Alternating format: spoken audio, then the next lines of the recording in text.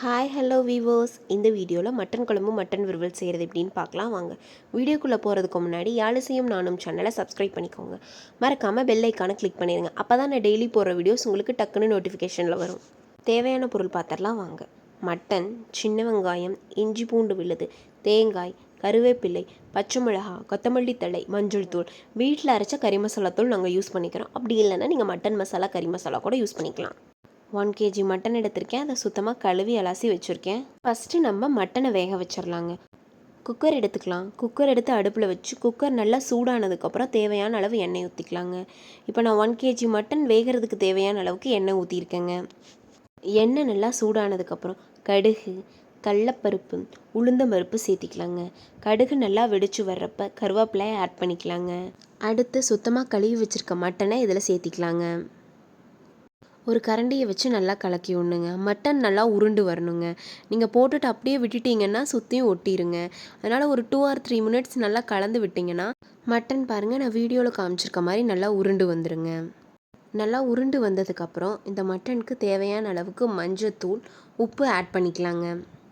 இப்போ நம்ம மட்டனை நல்லா கிளறி விட்டுக்கலாங்க. அப்போ தான் மஞ்சத்தூள் உப்பு எல்லா இடத்துக்கும் மிக்ஸ் ஆகுங்க. தேவையான அளவு தண்ணி ஊற்றிக்கலாங்க. தண்ணி கறி முழுகிற அளவுக்கு ஊற்றணுங்கிறது இல்லைங்க, கொஞ்சமாக ஊற்றினாலே போதுங்க. கறியே கொஞ்சம் தண்ணி விடுங்க. இப்போ குக்கரை மூடி 4 to 5 விசில் விட்டு எடுத்துக்கலாங்க.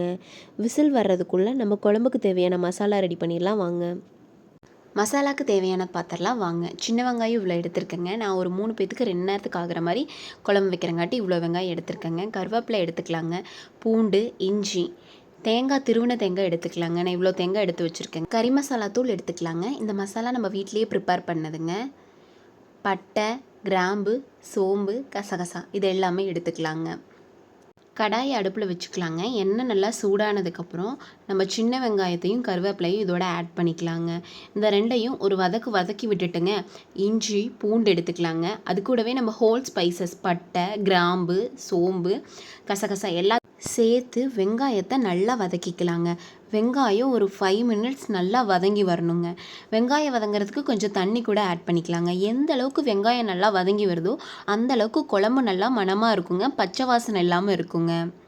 வெங்காயம் வதங்கினதுக்கப்புறம் பார்க்கலாம். வெங்காயம் நல்லா இந்த அளவுக்கு வதங்கி வரணுங்க. இந்த அளவுக்கு வதங்கி வந்தால் தான் நம்ம குழம்பு நல்லா டேஸ்ட்டாக பச்சை வாசனை இல்லாமல் வருங்க. இந்த டைமில் நம்ம துருவி வச்ச தேங்காயை ஆட் பண்ணிக்கலாங்க. தேங்காய் ஆட் பண்ணி நல்லா 1 time மிக்ஸ் பண்ணி விட்டதுக்கப்புறம் கறி மசாலா தூள் ஆட் பண்ணிக்கலாங்க. இந்த மசாலா நம்ம வீட்டிலேயே ப்ரிப்பேர் பண்ணதுங்க. கறி மசாலா தூள் ஆட் பண்ணதுக்கப்புறம் அடுப்பு ஆஃப் பண்ணிடலாங்க. நல்லா மசாலாவெல்லாம் மிக்ஸ் பண்ணி விட்டு கொஞ்சம் நேரம் ஆற வச்சு மிக்சியில் போட்டு அரைச்சிட்டு வந்துடலாங்க. அரைச்சிட்டு வந்ததுக்கப்புறம் பார்க்கலாங்க. நல்லா ஃபைன் பேஸ்ட்டாக அரைச்சிக்கணுங்க. நம்மளுக்கு இப்போ மசாலா ரெடிங்க. இந்த அளவுக்கு ஃபைன் பேஸ்ட்டாக அரைச்சிக்கிட்டோம்னா தான் நம்மளுக்கு குழம்பு நல்லா டேஸ்ட்டாக வருங்க, திப்பி திப்பியாக இல்லாமல். இப்போ குக்கர் விசில் அடங்கினதுக்கப்புறம் மட்டன் ஓப்பன் பண்ணி பார்க்கலாங்க. மட்டன் நல்லா குக் ஆகிருக்குங்க. இப்போ பாத்திரத்தை எடுத்து அடுப்பில் வச்சு வேணுங்கிற அளவுக்கு எண்ணெய் ஊற்றிக்கலாங்க. குழம்பு தாளிக்கிற அளவுக்கு எண்ணெய் இருந்தால் சரிங்க. கடுகு கொஞ்சம் போட்டுக்கலாங்க. கடுகு நல்லா வெடிச்சு வர்ற டைமில் கருவேப்பிலை சேர்த்திக்கலாங்க. இதோட நம்ம வேக வச்ச மட்டனை ஆட் பண்ணிக்கலாங்க. மட்டனை ஆட் பண்ணி நல்லா ஒரு மிக்ஸ் பண்ணி விட்டுறலாங்க. இதுக்கப்புறம் நம்ம அரைச்சி வச்ச மசாலாவை இது கூட ஆட் பண்ணிக்கலாங்க.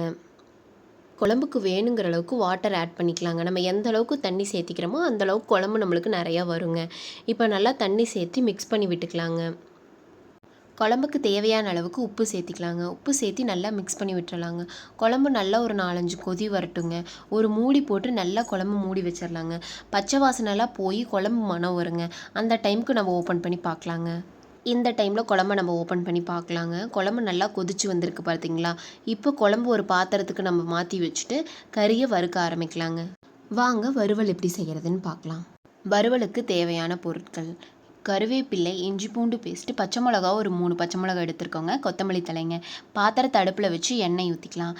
எண்ணெய் நல்லா சூடேறினதுக்கப்புறம் கடலப்பருப்பு, உளுந்தம்பருப்பு, கடுகு ஆட் பண்ணிக்கலாங்க. கடுகு நல்லா வெடிச்சு வர்றப்ப கருவேப்பிலையும் இஞ்சி பூண்டு பேஸ்ட்டு, பச்சை மிளகாயை ஆட் பண்ணிக்கலாங்க.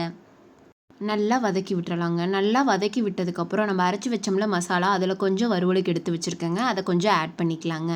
அதை நல்லா ஆட் பண்ணி கொஞ்சம் வாட்டர் ஊற்றி நல்லா கொதிக்க வைக்கணுங்க. கொதிக்க வைக்கிறப்ப தான் அதோடைய பச்சை வாசனை போகுங்க. நல்லா கொதி வந்ததுக்கப்புறம் மட்டன் மசாலா ஆட் பண்ணிக்கலாங்க. மட்டன் மசாலா தேவையான அளவு ஆட் பண்ணதுக்கப்புறம் கறி மசாலா தூள் கொஞ்சம் ஆட் பண்ணிக்கலாங்க. மசாலாலாம் சேர்த்ததுக்கப்புறம் நல்லா மிக்ஸ் பண்ணி விட்டு ஒரு கொதி வரணுங்க. வந்ததுக்கப்புறம் தேவையான அளவுக்கு உப்பு கொஞ்சம் சேர்த்திக்கலாங்க. உப்பு சேர்த்தி நல்லா மிக்ஸ் பண்ணி விட்டுறலாங்க. அதுக்கப்புறம் கறியை இதில் சேர்த்திக்கலாங்க. கறியை நல்லா சேர்த்திக்கிட்டுங்க தேவையான அளவுக்கு தண்ணி ஆட் பண்ணிக்கலாங்க.